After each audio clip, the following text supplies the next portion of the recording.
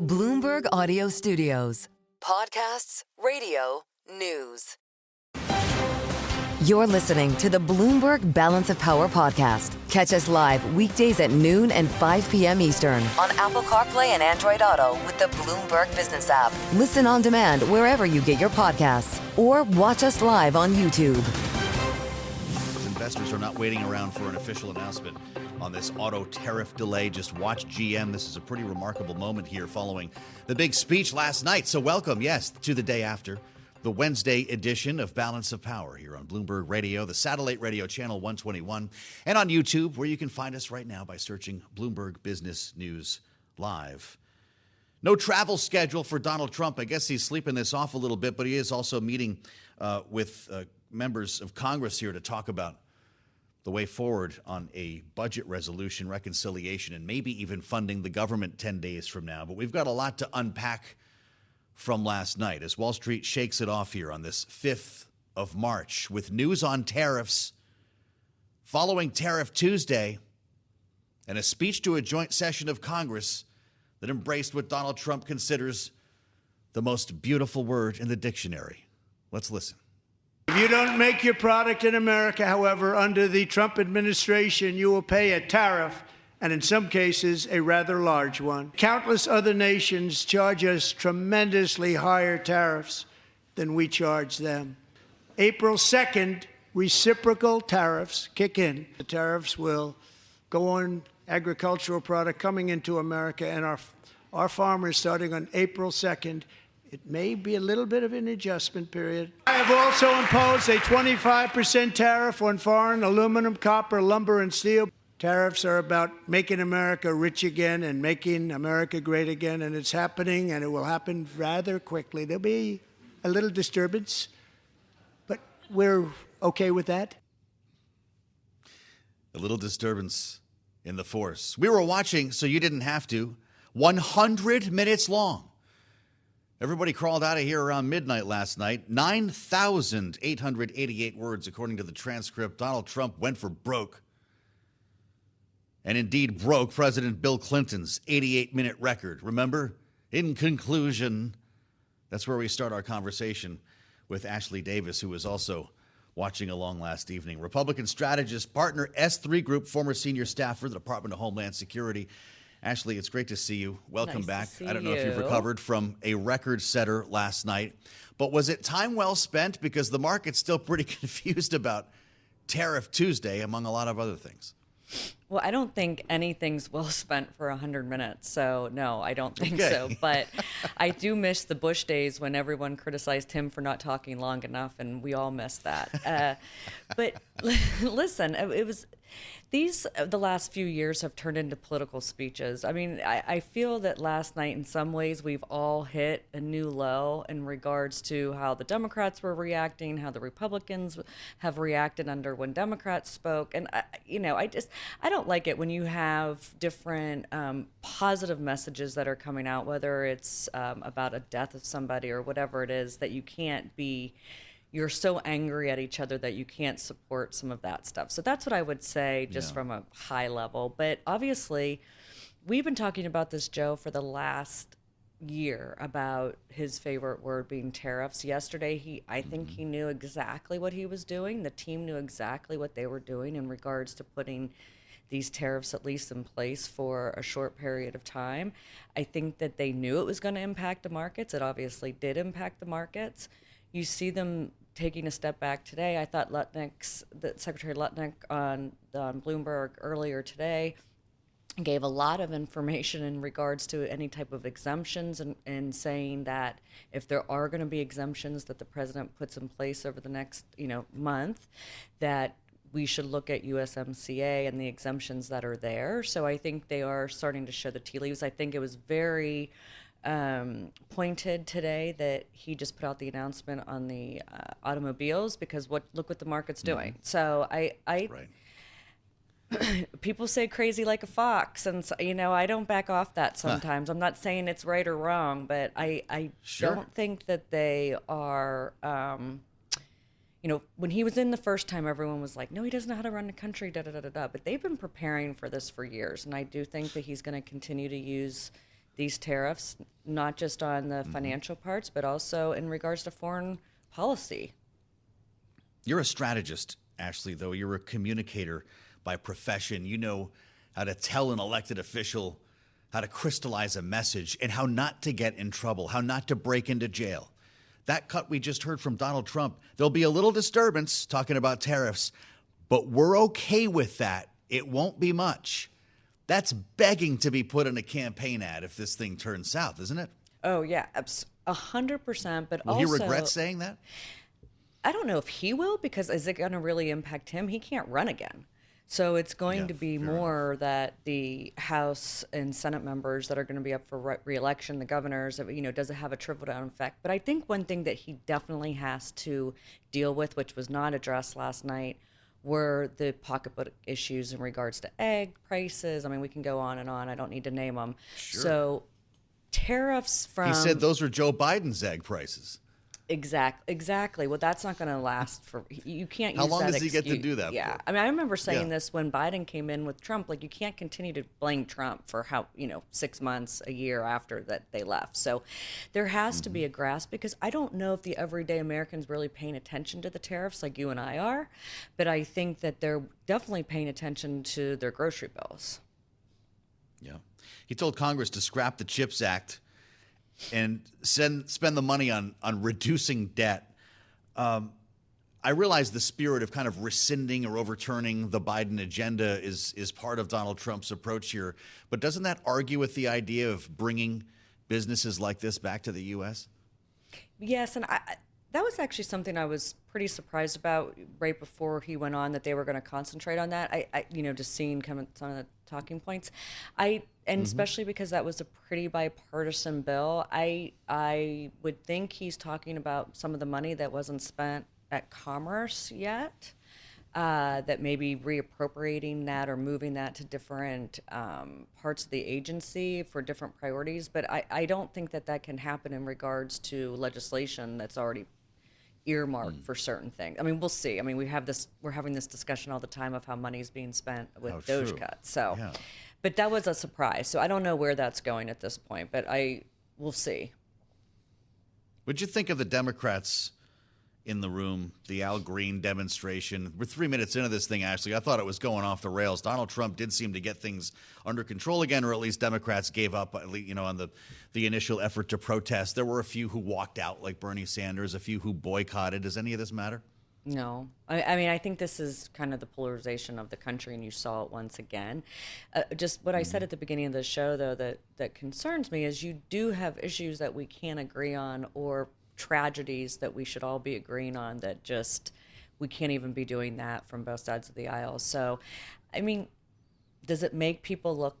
I'm just saying this from a Democrat perspective because they're in the minority right now, but they don't look classy when they're reacting that way in regards to what yelling and during the speech. Obviously, I'd say the same thing for Marjorie Taylor Greene when Biden was doing it. So, both sides do it, and it's just I think it's not a good way to act, Joe. Well, that's right, and that's why we like you, Ashley. You were brought up the right way. It was kind of weird watching they're holding up the signs. I thought I was looking at an auction. They're holding up. It's trashy. I forget, it was Congresswoman Tlaib had a whiteboard. I'm going to start doing that with some guests when they don't answer my questions. I'm going to hold up the whiteboard. You can just watch the YouTube feed and figure out how I feel about it. Just a minute left, Ashley Davis. It's great to have you here. Is Donald Trump going to be defined in this second term by the tariffs, or is there more to it? I don't know. I mean, we thought this. We had the same conversation in 2018, end of 2017, beginning 2018, and then look what happened after the tough tariffs were put on China, and everyone said the world's going to come to an end, and then Biden never overturned those tariffs. So I think that there will be exemptions, just like there were before. I think obviously China and Mexico, and as Secretary Lutnick said today, that's a war on drugs, not on tariffs. Right, we'll see. We'll see what happens on April 2nd with reciprocal tariffs. I think that's obviously a big negotiating tactic for the president as well. I think these can be defined on a lot. We'll see. Remember last week we were talking about Ukraine and the fight in the Oval. So this is just the topic of the day. Oh, my God, Ashley. The world shifts again under our feet. Come see us when you're back in the Capitol. It's always our pleasure to spend time with the great Ashley Davis, Republican strategist. S3 Group. I'm Joe Matthew in Washington. We're going to talk about the tariffs in our second hour with former Treasury Secretary Larry Summers. Much more ahead. Keller at Large is coming in hot from Boston next, right here on Bloomberg. You're listening to the Bloomberg Balance of Power podcast. Catch us live weekdays at noon and 5 p.m. Eastern on Apple CarPlay and Android Auto with the Bloomberg Business app. You can also listen live on Amazon Alexa from our flagship New York station. Just say, Alexa, play Bloomberg 1130. As we peek out of one eye today in the nation's capital, everybody's a little bit bleary after the longest speech in recorded history, at least before a joint session of Congress. Yeah, 100 minutes. Surely you were with us live for the duration on Bloomberg Radio and on Bloomberg Television. 9,888 words, much of it having to do with tariffs, but also funding the government. What are we, 9 days out now? 9 days out from a shutdown. As we seek the truth here on Bloomberg, straddling both ends of Pennsylvania Avenue, we can tell you that Donald Trump is meeting with House Republicans today at the White House on crafting a plan to avoid a shutdown. Elon Musk, on the other end, on Capitol Hill, meeting with lawmakers following his fetting last night in the House chamber. Meanwhile, today, the House Oversight Committee is busy. Jim Comer had an early start after a late night, drawing Democratic mayors from sanctuary cities around the country to testify before the committee. Interesting. None of the mayors of these cities ever call them sanctuary cities.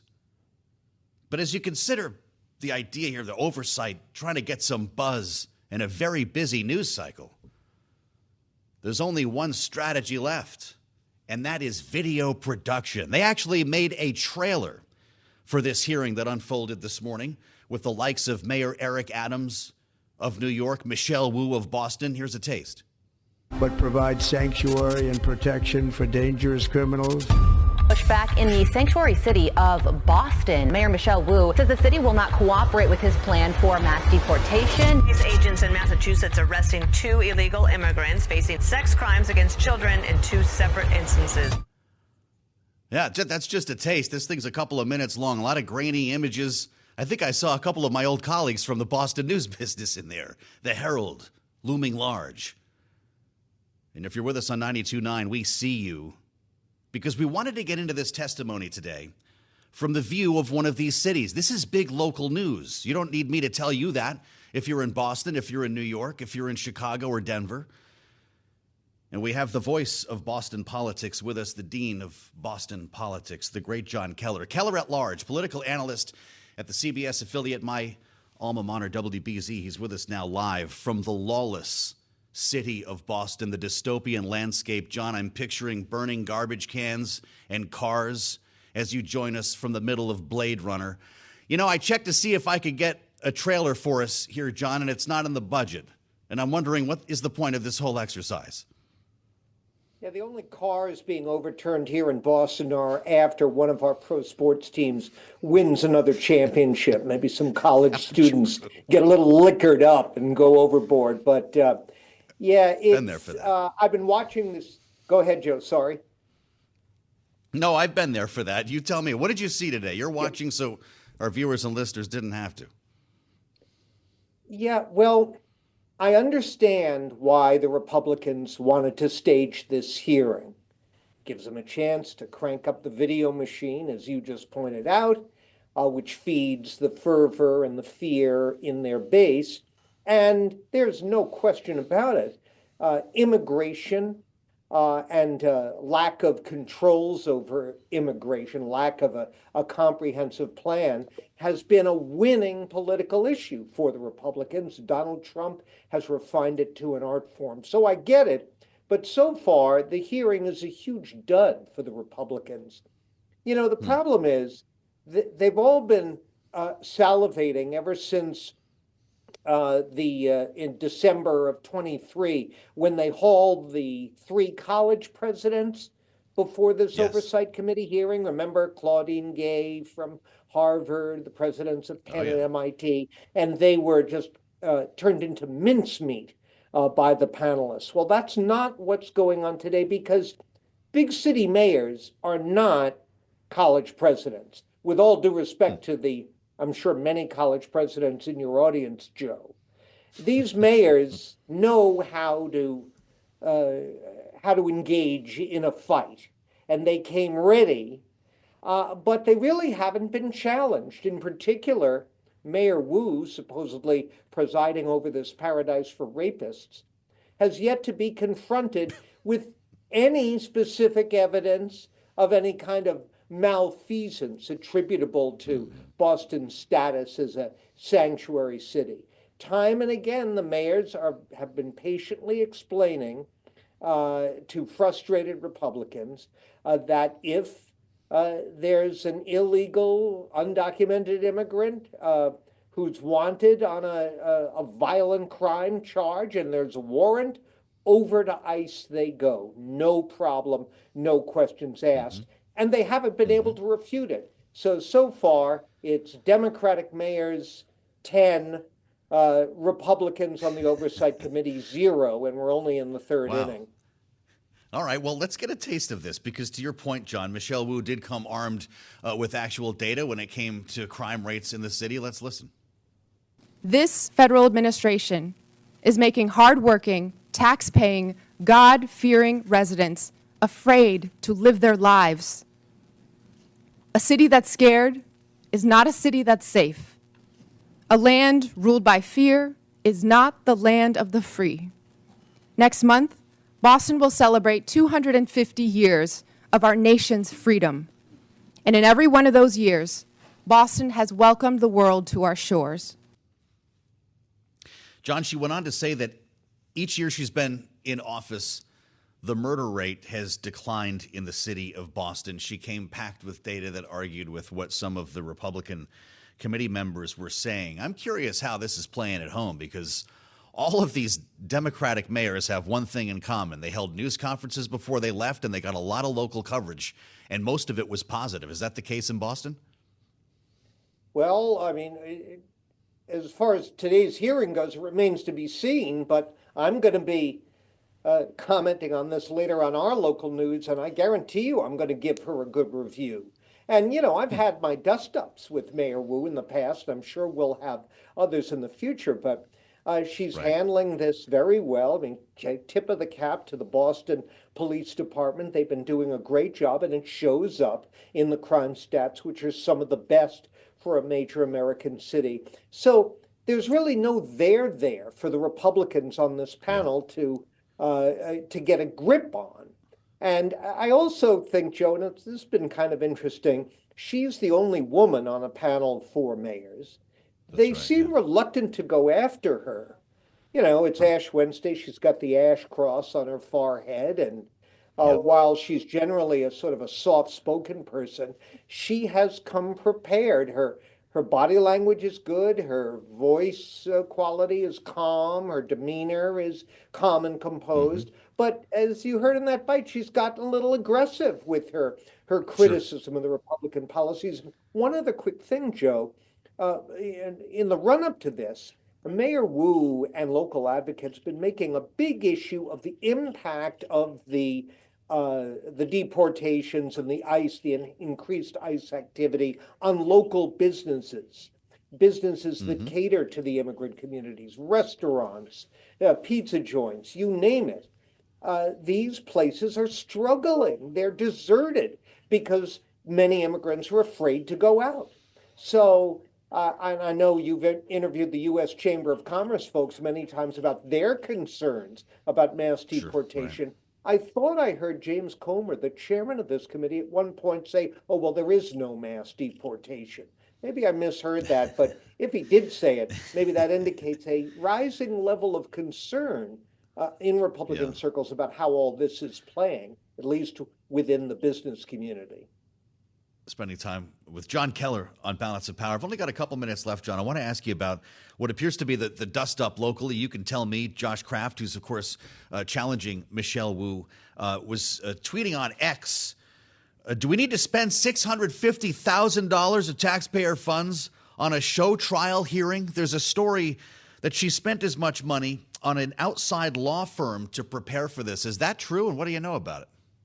Apparently it's true. $900 an hour, this law firm charges. And of course, my immediate reaction, Joe, was, what am I doing in this business? No kidding. Why didn't I get into that racket? But while the $650,000 figure, which was confirmed by the city that they've spent in 6 weeks of prep for today's hearing, is an eye-popping figure, it sort of looks so far like money well spent. As I say, Mayor Wu is knocking it out of the park. We put in a call for comment to Josh Kraft, who's her most significant challenger so far. It'd be interesting to see if he even wants to talk about it. That's how well it's going for Michelle Wu. Amazing. I've only got a minute left, John. You're going to be talking about it. I know you're already writing about it on the website, the big speech last night. Was that a win for Donald Trump? We saw a number of folks recoil from the Democratic delegation in Massachusetts. I believe it was Jim McGovern said he would rather have needles in his eyeballs than sit through that. Yeah, I'm sure that could be arranged if he wants to talk to Tom Homans, the ICE guy. But it was a win in the sense of you're basically speaking uncontested. The cutaways of Democrats holding up lame little signs, that's not going to move the needle for them. So the Trump base, I'm sure, loved it. Catnip for them. I don't think it hurts the Democratic base to get a full so the State of the 2 hours Union of the Trump is now show. a political rally, apparently. Hey, John, thank you, as always. The great John Keller, a great friend of the program, Keller at Large, BZ in Boston. We'll keep tabs on the hearing for you and assemble our panel next. This is Bloomberg. You're listening to the Bloomberg Balance of Power podcast. Catch us live weekdays at noon and 5 p.m. Eastern on Apple CarPlay and Android Auto with the Bloomberg Business app. Listen on demand wherever you get your podcasts or watch us live on YouTube. Looks like we have breaking news on this matter. Kaylee, and look no further than Truth Social. Donald Trump so frequently making the announcement on social media. Why hold an event? Justin Trudeau of Canada called me to ask what could be done about tariffs. I told him many people have died from fentanyl that came through the borders of Canada and Mexico, and nothing has convinced me that it has stopped. Is this good news, Kaylee? He said it's gotten better, but I said that's not good enough, calling it in a somewhat friendly manner. Unable to tell me when the Canadian election is taking place, which made me curious, like, what's going on here? The President of the United States writes. I then realized he is trying to use this issue to stay in power. Good luck, Justin! Exclamation point. Tariffs still on? Well, it would seem so. At least there's very little suggestion in this post that tariffs are off. As he said, what he has seen from Canada to this point on fentanyl is not good enough. Leaving the domestic Canadian politics aside, we should point out that Prime Minister Trudeau has said he is stepping down. There is no indication from him that he actually is changing his mind about that, trying to remain in his position. But on the fentanyl issue specifically, is he, and this is fitting with the framing this administration has put out there, that this is about a drug war, not a trade war. This is what the Commerce Secretary was alluding to. What they're trying to do right now, they say, is actually just stem the flow of fentanyl. The real trade war starts less than 4 weeks from now on April 2nd when reciprocal tariffs go in. If they go into place. If, yes. I wonder what the panel thinks about this. Rick Davis and Jeannie Shanzano are with us, Bloomberg Politics contributors, our signature panel. They were up all night with us as well, listening to and watching this address. He, of course, partner at Stone Court Capital, a Republican strategist. Jeannie is political science professor at Iona University, our Democratic analyst. Rick, what do you think about this update here? Can we assume, based on this anecdotal post by Donald Trump, that the tariffs will stick? Yeah, I think so, until they don't stick. Look, I mean, we need to understand, Donald Trump sees tariffs as a tactic. Strategy is to, make America rich again. And tariffs are a component of that, and probably the component he loves to talk about most. But he's like a day trader. Let's put the tariffs on today, we'll take them off tomorrow, put them back on a day later. Frankly, much like his handling of the Ukrainian war. We're going to find a deal we can do, and then once we do that deal, we'll have some talks about peace treaties. It's very transactional. It's that sort of mercantile government that we've been talking about since day one of his administration. So it shouldn't surprise anybody that he's going to adjust these things. But remember, he put these tariffs against China and other trading partners together in the beginning of his administration, and many of those are still in place today. So I have no doubt his long-term plan is to use tariffs to bring in revenue to the Treasury of the United States, and that's not going to change anything. Just who they're applied to will be somewhat subjective, and how high and how long they last is completely at his whim. Well, speaking of his whims, he has decided to post for a second time on Truth Social in just as many minutes.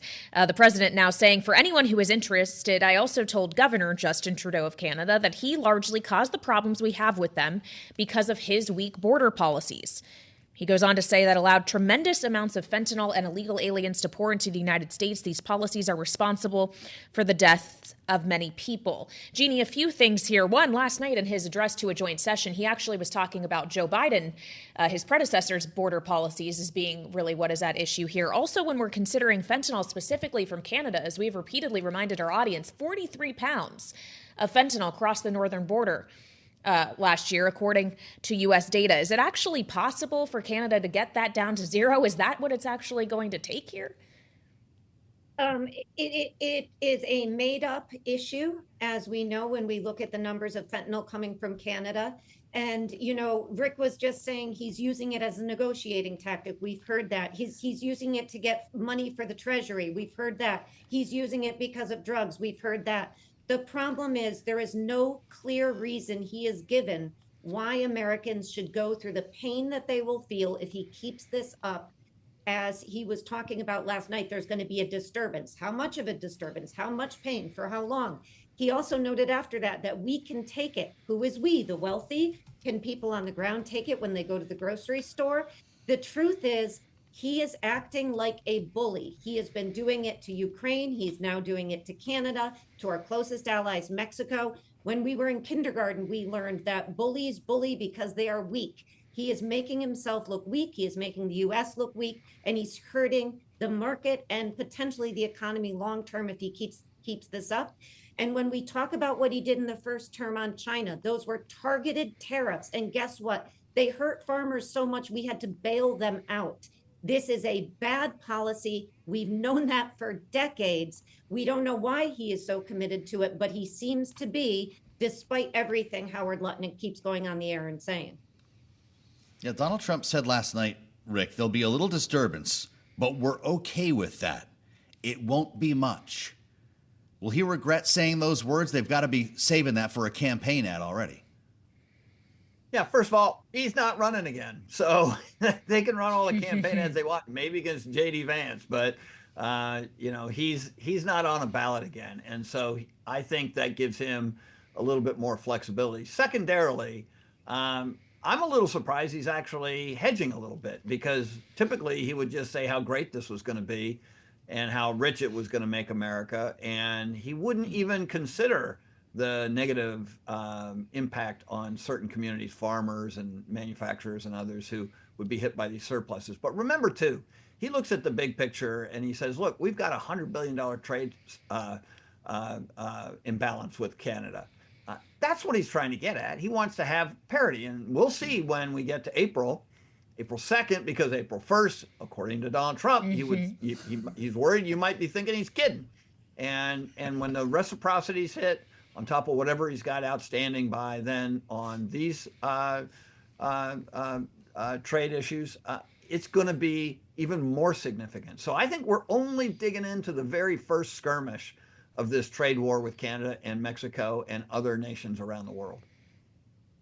Well, certainly that is the signal, at least at this point. He is not suggesting he's taking his foot off the gas, but perhaps pressing it down harder as we barrel toward April in the laundry list, Jeannie, of tariffs he says he will be implementing next month. To Rick's point, though, on the idea that Donald Trump, the president, may be hedging here around the idea that, yes, we could actually see some economic impact from this. Do you think that's reflective of what he's seeing in the stock market, what economic data is suggesting? Is that a hint that he is paying attention to that? Yeah, I think there's no doubt he's seen, just as we all have, what's happened in the markets the last 2 days. There was just a study out, Gen Z men of 14 points down in terms of support for what the president is doing in the last 43 days on inflation and the cost of living. So he is seeing all of these signs. The reality is, if he keeps this up, this is a self-inflicted wound. He may find himself as the first president to deliberately engineer a severe depression or recession in the United States. Normally, we see these things and they are not self-inflicted. And that is the question. Why is he so committed to this? What does he want to get out of it? And again, he's not telling American people, if we're going to feel pain, which we will if he keeps this up, to what end? What is the end of this? What does he want? Lowering of fentanyl coming across the border from Canada when it's already pretty much as low as it can go? That doesn't add up and it doesn't make any sense. So if he's just being a bully, that is not enough. So, there's so many questions here, and this is detrimental to the economy, to the market, and quite frankly, to the GOP if he keeps it up long term. Even as Rick says, he's right, he's not running again. But gosh, I hope he's not just going to destroy the economy because he doesn't care that he's not running again. Well, what do you make of the mixed message between the president and the Commerce Secretary the last 24 hours? Rick, Howard Lutnick has done, I believe, 4 broadcast interviews, essentially contradicting what Donald Trump is saying about tariffs. Is this a good cop, bad cop thing in our remaining minute? Could be. They're very close. They talk all the time from what I hear. And I think that Donald Trump probably is getting him to, lay down a message that either he can use in his negotiations with the heads of state that he's dealing with, or even try to keep the markets tame for the period of time that he's trying to figure out what he wants to do with these adjustments. So, yeah, I think it's a good tactic. I mean, everyone's talking about him today, and everyone was scratching their head last night. He's sort of keeping that going today with these changes. So stand by. We always are. Rick Davis and Jeannie Sheehan Zaino, our signature political panel. Thank you so much. And on that note, we are standing by for the beginning of the White House news conference with the press secretary, Karoline Leavitt, slated to begin this hour. We'll see if we get some clarity from her, and we'll have more ahead here on Bloomberg TV and radio. You're listening to the Bloomberg Balance of Power podcast. Catch us live weekdays at noon and 5 p.m. Eastern on Apple CarPlay and Android Auto with the Bloomberg Business app. You can also listen live on Amazon Alexa from our flagship New York station. Just say, Alexa, play Bloomberg 1130. As we cover politics here in the nation's capital, thanks for being with us on the Wednesday edition of Balance of Power. Unpacking Donald Trump's speech from last night, waiting potentially for news on tariffs today. And with regard to that, Kaylee, we've been talking so much about Canada and Mexico. China also has tariffs that are not getting that much debate, actually. Retaliatory tariffs have been announced from Beijing, and these appear to be here to stay. It's a completely separate conversation from the so-called drug war that we're hearing the administration describe with our two neighbors. Although they do blame fentanyl for this as well, saying That's that right. they're not seeing enough progress from China on stemming the flow of the ingredients to places like Canada and Mexico, where it then crosses the border into the United States. And yes, 20% levies are intact. And there is no conversation, at least at this time, from the administration suggesting there may be a pullback or a rethinking of that, as we're hearing today about Mexico and Canada. A rethink when it comes to fentanyl, a rethink when it comes to Taiwan, or maybe a rethink when it comes to cyber. Kaylee, there was a really important hearing that took place earlier today on Capitol Hill, the China Select Committee, in a hearing that would otherwise potentially be drowned out by so many of the other headlines that are happening here today. End the typhoons, the name of the hearing. How to deter Beijing's cyber actions and enhance America's lackluster cyber defenses. Salt typhoon, of course, what they're referring to here, and what is a concerted threat against America. And we're lucky to be joined now by someone who is fresh off of testifying before the committee in that hearing. Laura Galante is with us. She is former director of the Cyber Threat Intelligence Integration Center and is here with us in our Washington, D.C. studio. Welcome to Balance of Power, Laura. It's nice to have you. Obviously, you already have answered a lot of questions today, but we have a few more for you, specifically when it comes to countering China specifically. What is the most effective way to do that? And does it actually involve having to play the game and hacking them right back? What would that look like? You have to use the different levers of state power: diplomatic, military, sanctions, economic, punitive measures in order to get across to China that we are not an acceptable target for hacking. Our critical infrastructure has been hacked, energy networks, transportation networks. This is offline. We should not be able to have American networks at risk, held at risk constantly by the Chinese military. I want to hear more about our offensive capabilities, the extent to which you can talk about them. We hear about hacking back. We hear about, well, we could go turn the lights out if we wanted to. What is the United States actually capable of doing, having seen the offensive nature of China's posture against us? The U.S. has long been postured aggressively to go after China's networks, right? Where there are hacks against the U.S., we need to be able to hold people to account, right? Cyber Command is one of those key agencies that's able to do that. Now, the question really happens when, or the question that we continue to grapple with here is now, how do we show China that it's unacceptable to go after critical infrastructure, and at the same time, we really need to be able to partner with other countries in the region who will help hold China to account as well. Well, when we're considering partnerships, to what extent is this a public-driven effort versus having to partner with the private sector, especially, Laura, considering what we're seeing in the federal government right now with a culling of the workforce in many areas? I know you have some concerns about the impact that is going to have on our cyber capabilities in particular. Can you just speak to that? Yeah, we're really worried that the level of talent that you have in the federal government, particularly technical talent that's been recruited from the outside, if those folks leave or if those folks are pushed out, that's a real hit on America's cybersecurity actions. And here's why. Our networks in the U.S. are overwhelmingly private networks, right? Our water systems, our energy systems, these are run by private companies or utilities. We need people who can take that information about what adversaries are doing and push it out to the front lines of the folks who are able to protect those networks. China left a lot of breadcrumbs in Salt Typhoon. Do we have a handle on the bugs, if you will, that are in our system, if they infiltrated utilities, water treatment systems, and so forth? What are they doing in there, and how do we get them out? Look, Salt Typhoon, which back in January, a Treasury action showed that this was the Ministry of State Security, the intel guys in China, who went and hacked over 9 U.S. telecommunications providers, right? That gives core access to Americans' user data, to Americans' information. That's a huge espionage operation and a big win for China. The other big problem on this digital breadcrumbs is where the Chinese military has put pre-positioned access, sort of open doors, sleeper cells, into U.S. infrastructure that could cause chaos and really sow a level of doubt in people's basic ability to go about their day. Are we still vulnerable, or can we get these open doors closed? We're still vulnerable. I mean, this is one of the really hard challenges that we have here, and the asymmetry of the U.S. is a really digitally connected place, right? And in some sense here, we've got to really push better cyber defense and cyber security on the water plants, on the energy plants that are sitting there as the front line between nation-state adversaries and the American people. Well, and when we're thinking about nation-state adversaries, obviously concerns around that go beyond China, thinking specifically of Russia here, especially in light of the mixed reporting we have gotten about the Pentagon and Cybercom potentially ceasing operations when it comes to Russian cyber activity. Specifically, how concerned are you about that? What would that actually do to our ability to counter threats like this, or gather intelligence even? Russia is a core adversary in cyberspace for the U.S. If we stop planning operations, if we stop any of the muscle memory that goes into building packages that are able to target and counter aggressive Russian activity against the U.S., that'll really put us behind.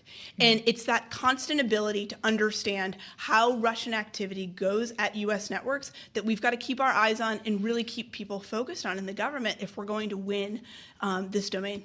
Could we wage a cyber war? Do we have the tools that would be required to do this in a real sense? The U.S. has the preeminent capability in this space, but Russia, we're careful China, about using it. We're careful about using it. We follow the rule of law. Like that is what sets us apart from authoritarian regimes in Russia and China, and that's a core difference on how we're operating in this space.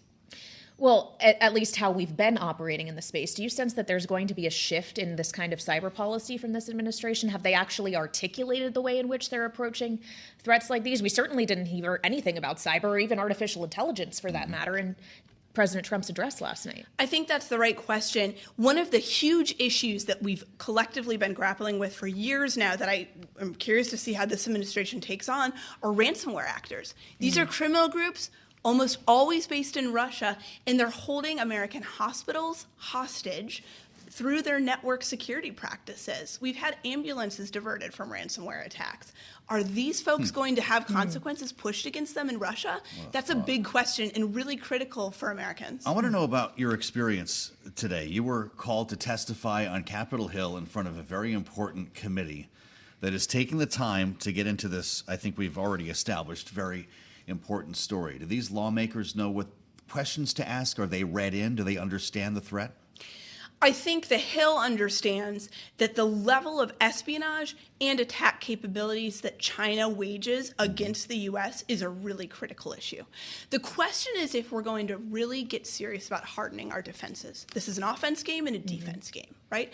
Are we going to put in place minimums? Are we going to put in place standards in certain critical industries so that we've got safer services that defend against the types of cyber attacks that we've been talking about? Would that mean, though, providing resources for those in the private sector to fortify those defenses? Because certainly that's not without cost. In certain cases, definitely. Water sector is a great example here. There's 50,000 different municipalities that have a touch on your water.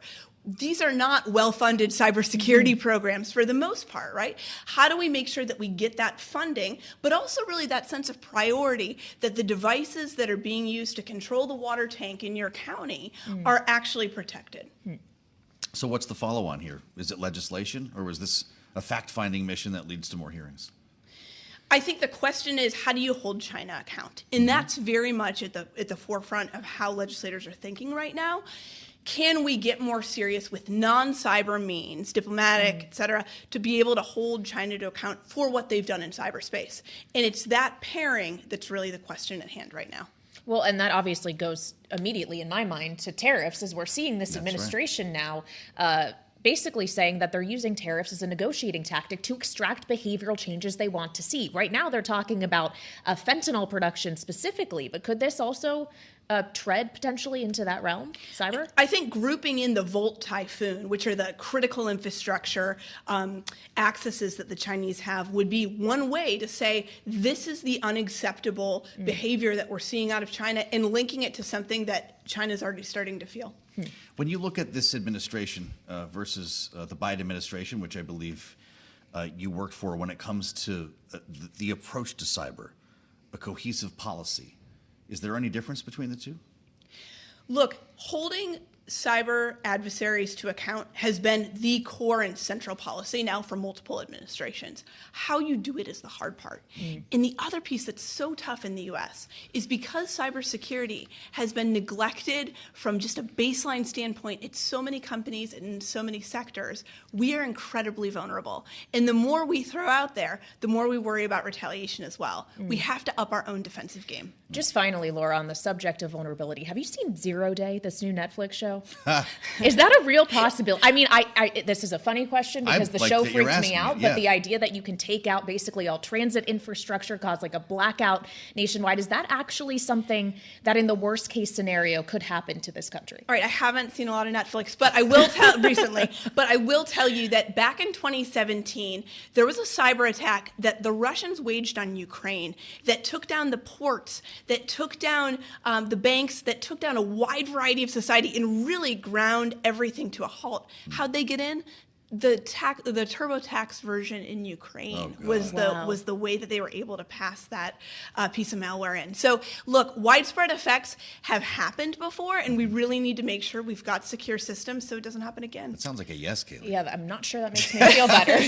I thought for sure you were going to tell us you were a technical consultant on that program. Laura Galante, what a treat to have you with us. Thank you for coming to answer our questions straight from the hearing room. Former director of the Cyber Threat Intelligence Integration Center. I'm Joe Matthew alongside Kaylee Lyons in Washington. Glad you're with us here on Balance of Power. We do have a White House briefing that's underway. We're keeping an ear on that for you for any clues into what happens next with tariffs. If you're watching Truth Social, apparently a call with Justin Trudeau, President Trump didn't go all that well, Kaylee. It looks like these tariffs are here to stay, at least for now. Yeah, and the press secretary just confirming reciprocal tariffs are still set to go into effect on April 2nd, though she also did say that President Trump has spoken to the big three automakers. We'll have more on this ahead on Bloomberg TV and radio.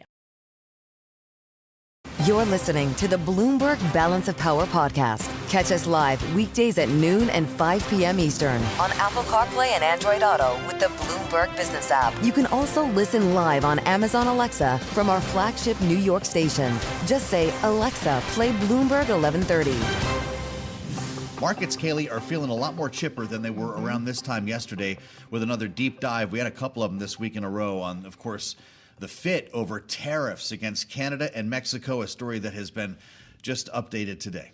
Yeah, confirmed by the White House press secretary, who is briefing the press right now. Karoline Leavitt says the White House will be giving a 1-month exemption for cars on those Canada and Mexican tariffs through the USMCA trade agreement. This tracks with Bloomberg's earlier reporting that they were considering this, and the press secretary also confirmed that this comes after President Trump spoke with the heads of the big three U.S. automakers. That's right. We're keeping tabs on a White House news briefing that's underway right now, and if they add an event at the White House, of course, we'll bring you there earlier. We're keying off of not only the words of the press secretary, but the president on Truth Social, and of course the Commerce Secretary, Howard Lutnick, earlier today here on Bloomberg. And we want to add the voice of Senator Shelley Moore Capito, the Republican from West Virginia, is with us right now, only hours after leaving the chamber on the House side following the speech last night. With us live from Capitol Hill. Senator, it's great to see you.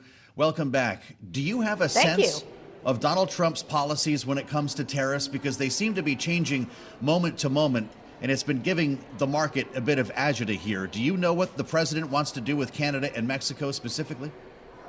Well, I think I take my clue off what the president said last night and has said consistently, that he feels, and I think the American worker feels, that we've been disadvantaged in some ways in terms of tariffs and reciprocal tariffs, both with Canada and Mexico, and also his great concern over the flow of fentanyl. Obviously, I live in a state that has had great impacts on my state as having some of the highest amount of fatalities on overdoses from fentanyl.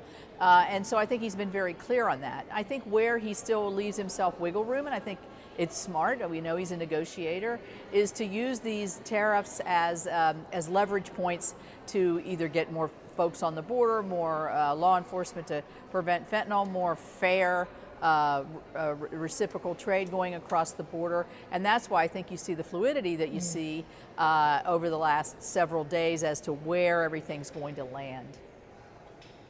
Well, the president last night, Senator, did say that there may be some disturbance because of these tariffs, but that he's okay with that at least. Should West Virginians be okay with any kind of economic disturbance that may result from these policies? What should they be willing to tolerate? Well, I think what the president knows and what I know from the last election is while the border played an enormous role, there's a debate whether the economy played a bigger role in what the voters decided that they wanted. Inflation was killing regular Americans at the grocery store. So I think if there is a very sensitive spot for every American, it's how much they're paying for regular goods and services. And so if the tariffs come in, and when they come in, and we see dramatic raises in whatever, energy prices or whatever it could be, food prices, you're going to hear a pretty loud outcry because it's just going to be compiling on top of what we already saw during the Biden administration. And so I think that's what the president was trying to say. Be patient, things will settle back down. And in the long run, I think he feels that will bring prices down and our dollars will go a lot farther. But I think he also left himself some wiggle room here to make sure that he can make adjustments and speaking with their governors or even talking to renegotiating the USMCA. So I think, he asked for patience. I would say patience would be good in this instance, but our patience are going to run thin if prices really become the big pivot point here rather quickly. That's interesting. I wonder how much patience you have for the Doge with some of the approaches that they're taking, Senator. A Doge team reportedly visiting the U.S. Treasury Department facility in Parkersburg in your home state. Do you worry about their access and the protection of personal information?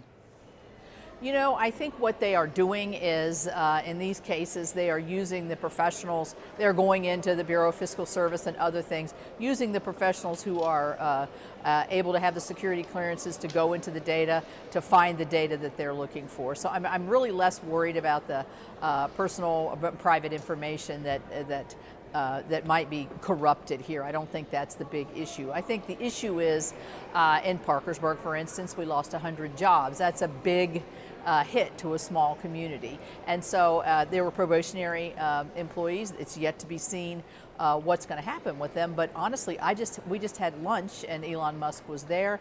And if you listen to him logically talk about some of the waste, fraud, and abuse that they found in systems such as Social Security, where 15 people are getting paid off the same number, or 15 checks are being sent off the same number, things that make total common sense, this is where I think DOGE has been extremely helpful and will continue to be, and even more so. Senator, finally, as you sit on the Appropriations Committee, keeping in mind we are now less than 10 days out from a potential government shutdown, where is progress, or is there progress toward a deal to avert that? Will there be enough Democrats in your chamber to make sure the lights stay on? Well, I think what's going to happen here is the House is going to pass something early in the week, a continuing resolution, it sounds like, to the end of the year. I think that if the Democrats here in the Senate do not join us as Republicans to pass something along that nature, they will be shutting down the government. And I think we know that's a road to nowhere, a disservice to every American. We've kind of been down this road before. It doesn't achieve anything. So I'm hoping we can get consensus, enough Democrats to work together, so by the end of the week we're up and running.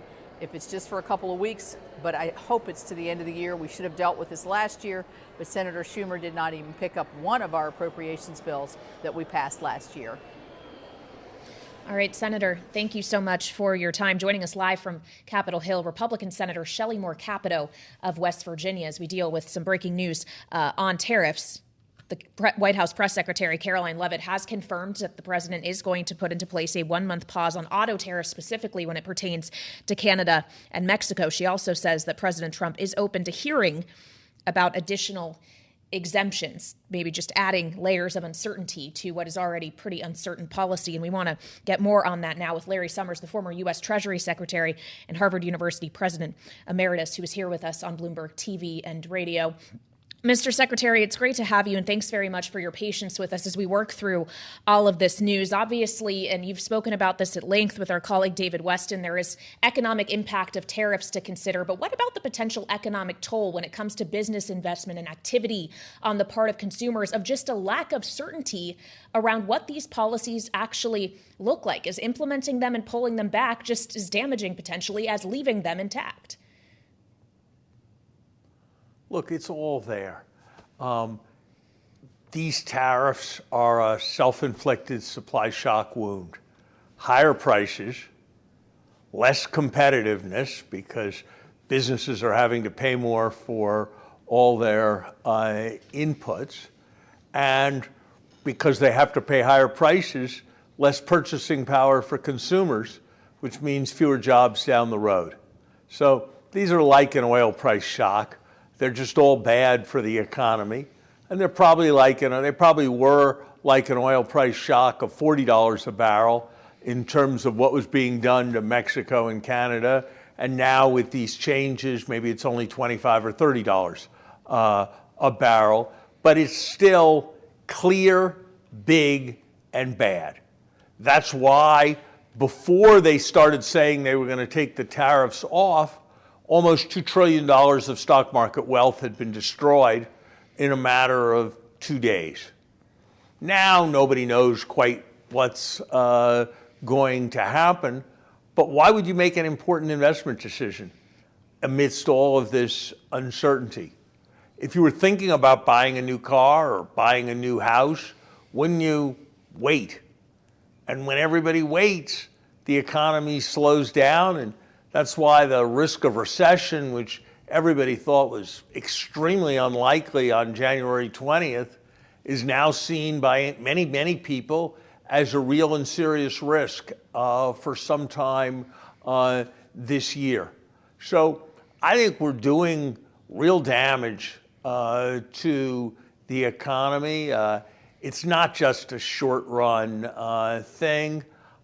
Inflation expectations for the long term, for 5 or 10 years, are higher than they've been in a very long time, according to the Michigan survey. You know, I heard the president talk about a little disturbance, and I heard the senator talk about that. A little disturbance that we'll work through, and then it will be good. You know what that sounds like? It sounds like transitory inflation. Transitory inflation didn't work out very well for the people who used that term in 2021 and 2022. It didn't work out very well for the Biden administration. It didn't work out very well for the Fed.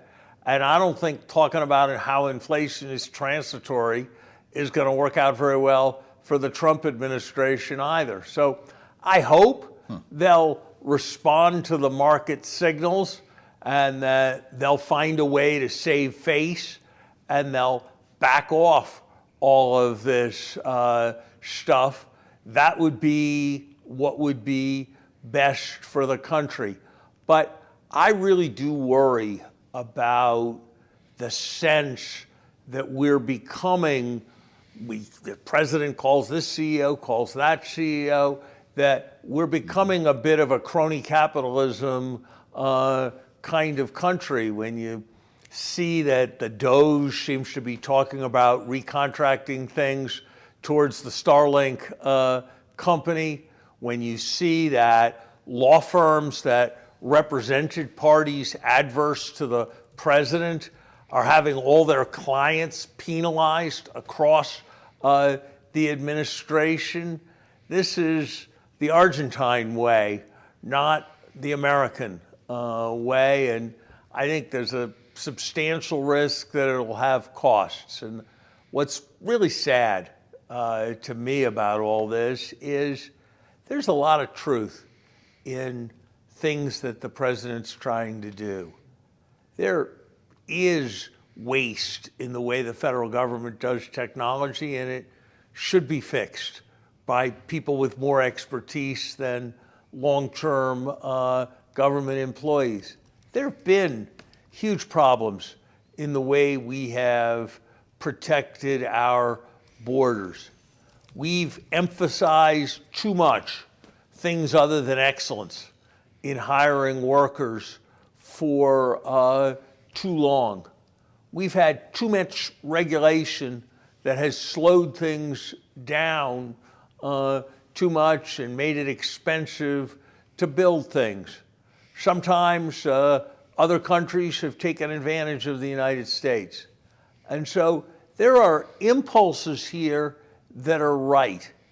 But if you do things too impulsively, too quickly, too carelessly, and with too many conflicts of interest where the people who are advising you are also the people who are profiting from you, then I think you're taking big risks with our economic system.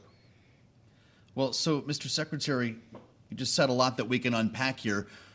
When it comes to tariffs, we read you. What will be the economic impact of the DOJ? Because that's bringing an enormous amount of confusion as well. Hesitancy to hire is the headline on the ADP jobs report today. Elon Musk is on Capitol Hill meeting with members of the House and Senate right now, presumably to connect the dots between what the DOJ is finding and some form of legislation that will be leading its way to a budget. But the fog that's coming from DOJ with the wall of receipts, some of the claims that have not turned out to be true, the gutting of the IRS, means what for our economy? I think it means more chaos, higher prices, and probably next to no progress on the government deficit. Look, the IRS needs more workers, not fewer. In one recent 3-year period, there were 100 people who had incomes over $10 million who didn't even get their returns audited in any way when they didn't file any return at all. So, yeah, we got to work on the IRS, but when we go cutting the air traffic safety systems, when we go slashing thousands of people whose job it is to enforce the tax law and to man the helplines, and we do it on an impulse and a few hours study by a person with no past experience in government, gee, I think that's dangerous. And that's the American part of it for the economy. That's probably what's most important to Americans. I have to say that when I read that the United States has for decades, since President Bush, who was certainly no fiery liberal, put in place a program to build goodwill for the United States by providing medicines for AIDS and other diseases that has saved millions of lives, saved more than 1 million lives per year.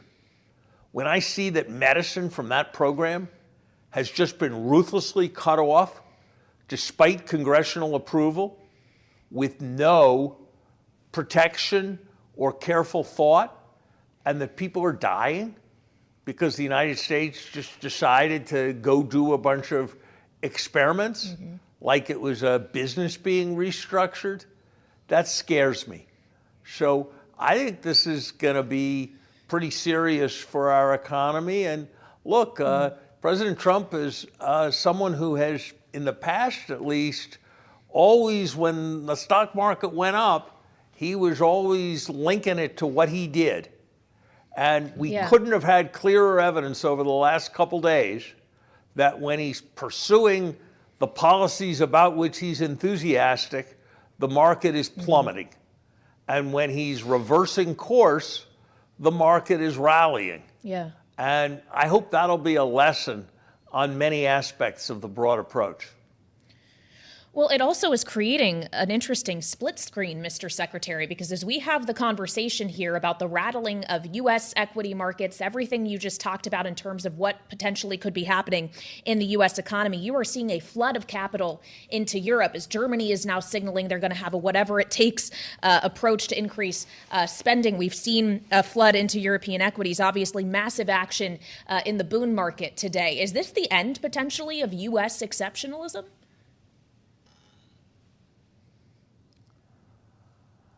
I think it would be premature to say on the basis of anything that happened in a few days or even a few weeks that it was the end of U.S. exceptionalism. But I will say this, I think the broad approach we are taking to the rest of the world represents the biggest threat to the U.S. dollar's role as the central currency in the world economy that we've had in the last 5 decades. And if I were still sitting at the Treasury Department, I would be terrified about the consequences of the kind of rhetoric that the president is engaging in vis-a-vis other countries. I would be alarmed by the way in which China and Europe were being magnets for capital as people rushed out of dollars, were increasingly allying with each other because they had both been alienated from us, and knowing that I was going to have trillions and trillions of dollars that I had to place, and that I was part of an administration that was going to raise substantially the scale of the national debt with these new ideas like not taxing overtime or not taxing tips and extending the tax cuts for businesses and the wealthy in a massive way, so that we were looking at budget deficits that could easily exceed $2 trillion a year.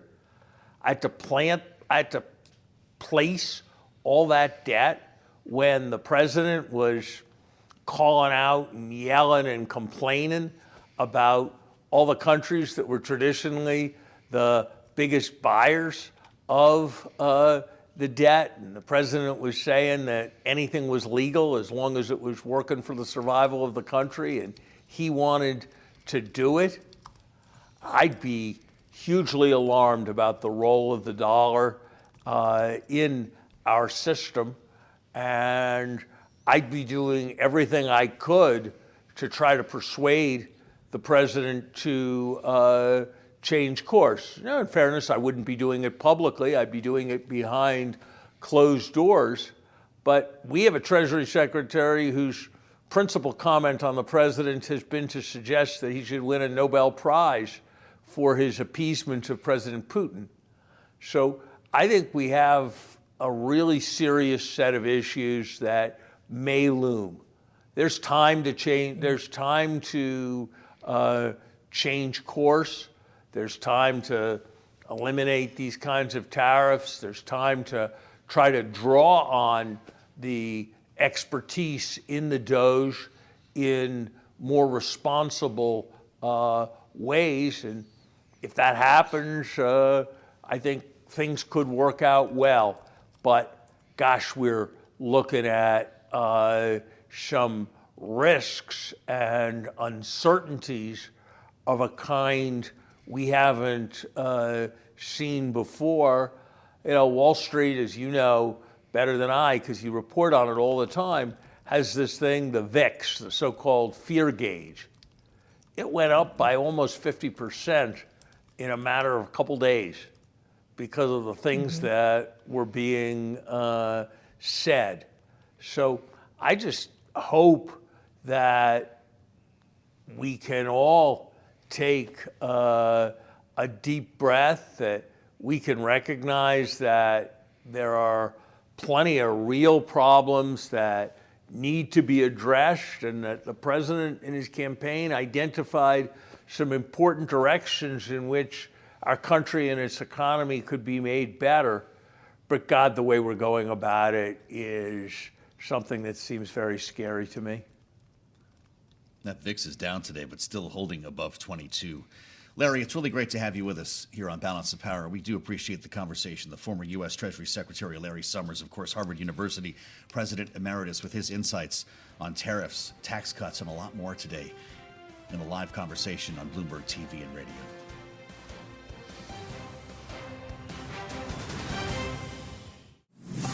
Thanks for listening to the Balance of Power podcast. Make sure to subscribe if you haven't already at Apple, Spotify, or wherever you get your podcasts. And you can find us live every weekday from Washington, D.C. at noontime Eastern at Bloomberg.com.